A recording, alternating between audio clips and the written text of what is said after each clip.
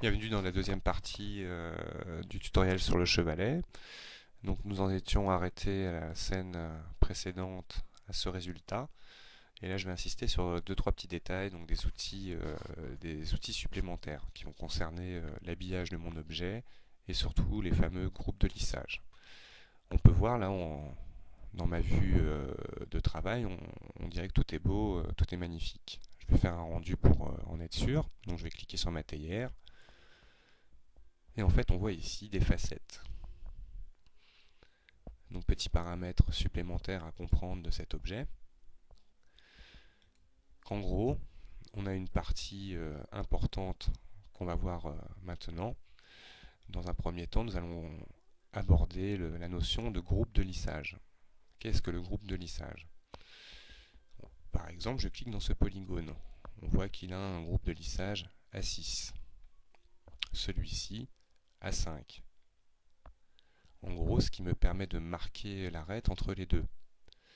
Celui-ci est à 3.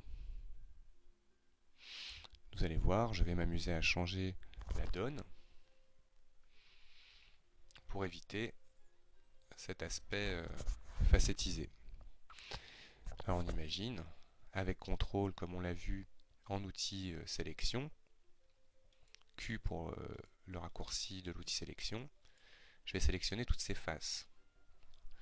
On voit qu'en fait les faces qui ont été créées par mon chanfrein avec boîte de dialogue plus rajout de segments, en gros n'a pas créé en fait de lissage, de groupe de lissage à ces faces nouvellement créées.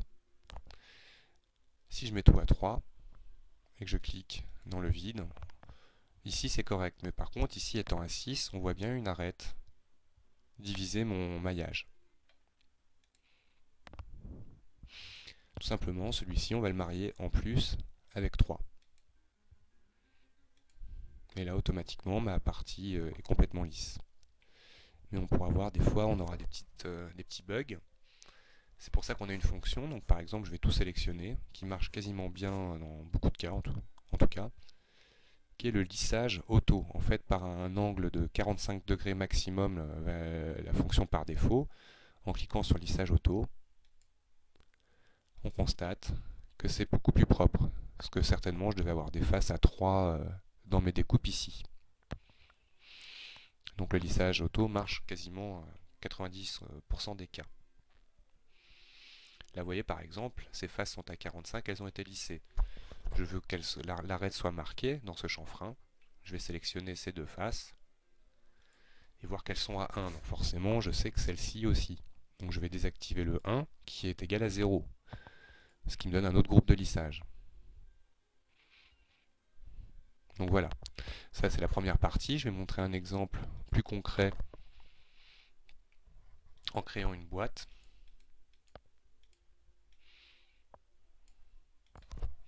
Et en la convertissant en polygone éditable.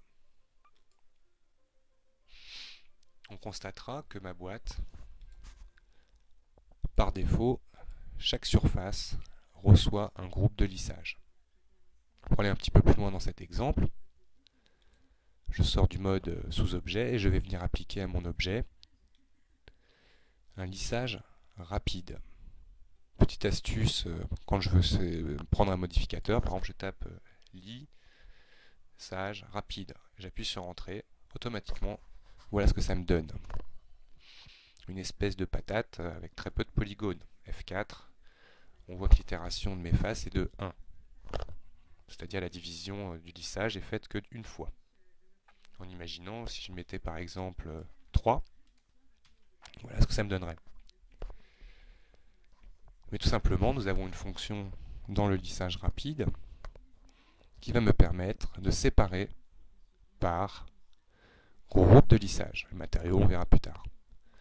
On voit que du coup, l'information de chaque surface est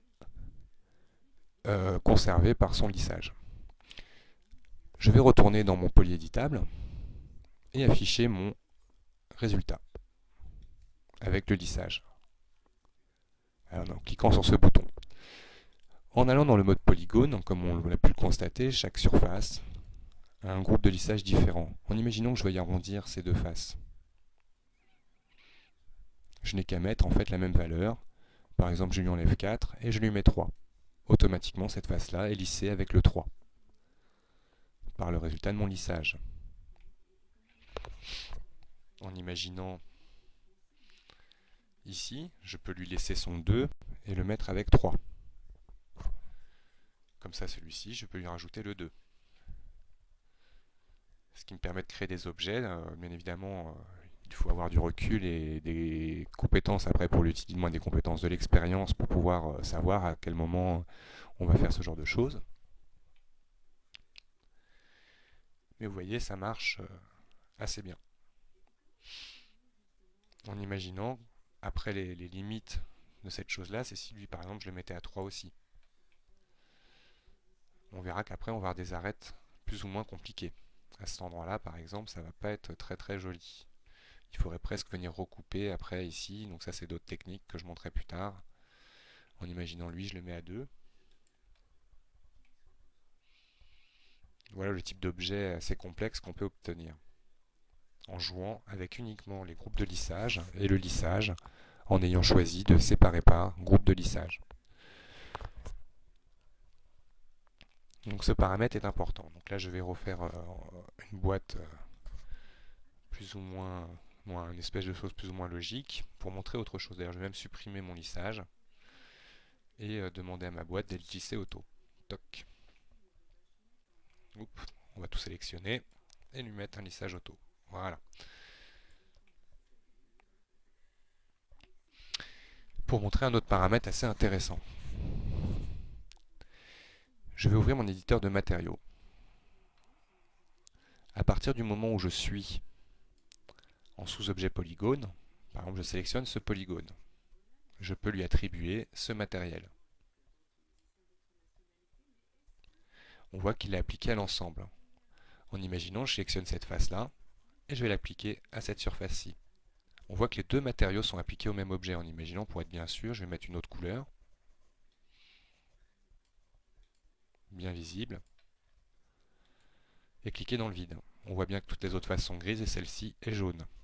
Ce qui me permet donc comme ça de pouvoir mettre différents matériaux à mon objet. En imaginant, troisième fois, je vais sélectionner le polygone qui est en haut et lui glisser cette texture, ce matériel, pardon. Lui, on va le mettre en bleu. Là, en fait, il y a un mélange avec le rouge. Nous pouvons simplement, avec F2, désactiver l'ombrage de sélection. Donc là, on voit bien le résultat. Qu'est-ce qui s'est passé? En sous-objet polygone, donc nous venons de voir les groupes de lissage. Au-dessus, nous avions les idées de matériaux. Quand je vais sélectionner ce polygone, il va me mettre une idée à 5. Ici à 1, ici à 4. On voit que chaque matériau, pour l'instant, reçoit un ID, donc une identification différente.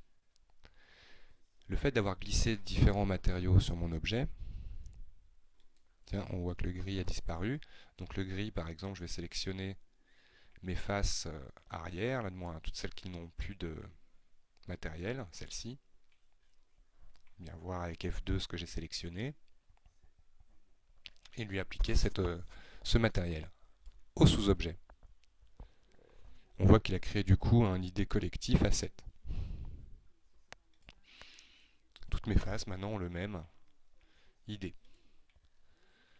On peut choisir bien évidemment manuellement ou en glissant comme ça à une sélection son matériel. L'avantage, je vais sélectionner un matériel vide et venir avec une pipette choisir un matériau à partir de l'objet. Donc là je sors bien, attention, du sous-objet. Je reprends ma pipette et je sélectionne en cliquant sur mon objet. On voit qu'il est allé me chercher un matériel multi-sous-objet. On voit que les matériaux, là, il a respecté en gros au fur et à mesure de mes clics et glisser les idées d'origine. On voit que les matériaux que j'ai glissés sur mon objet sont les Arch Design, les fameux matériaux Mental-Ray. Par défaut, mon matériel avait des matériaux standards. Donc, on comprendra ici, du coup, les numéros d'idées sont en relation avec les surfaces. en imaginant, on peut bien évidemment glisser, déplacer. Par exemple, mon idée 5, je la veux à 2. Hop, je permute, ce qui me donne ça. Forcément, la face qui était à 5 ici n'y est plus. Petite astuce, je vais par exemple ici venir chercher l'idée 5. Sélectionner l'idée, c'est celle-ci. Ben, je vais lui demander d'être à 2. Elle utilise du coup le canal numéro 2. On va faire pareil pour l'idée 7. Permuter. Et je vais sélectionner l'idée 7. Sélectionner l'idée. Et lui demander d'être à 3. Comme ça, c'est mieux organisé. J'appuie sur Entrée pour valider. En imaginant pour bien s'en rendre compte, je vais changer la couleur. Donc ça, c'est le canal d'accès à la couleur, je dirais directement, de l'objet, du matériel. Voilà, par exemple, rouge. J'ai créé donc là du coup un matériel multi sous-objet. Donc par exemple, dans mon cas, je n'ai besoin que de 3 matériaux. Définir le nombre, je vais en mettre que 3. Voici mon matériel, un multi sous-objet. Autre chose intéressante, donc je vais créer une autre boîte. Et sur cette boîte, je vais lui mettre ce matériel-là. Dans ce matériel, je vais aller chercher, par le raccourci du canal de diffusion, en cliquant dans la petite case vide à côté de la couleur, j'accède au navigateur de matériaux texture. Dans les maps texture standard, je vais trouver bitmap. Aller chercher une bitmap. Donc là, par exemple, je vais me prendre mon sapin, qui est une texture qui est présente dans un des fichiers sur le site. Je fais ouvrir. On voit maintenant sur ma boule le matériel positionné, mais je ne le vois pas encore dans la scène. Ce petit bouton me permettra d'afficher le matériel dans la scène. On voit que par défaut, mon objet est mappé, mais bon, on pourrait faire mieux. Exemple, je vais montrer comment. Déjà, on remarque que par défaut, la case générer coordonnées de mapping, donc le mot mapping est important, est coché quand on crée une primitive. Ce qui en fait donne automatiquement des coordonnées à ma texture sur mon objet. Pour y remédier au positionnement du mapping, nous avons nous avons quelques solutions, mais notamment une qui est très pratique, avec le mapping UVW. Donc pour cela, je vais repasser en polygone éditable et sélectionner par exemple avec Shift dans 3D Max 2012 toutes ces faces.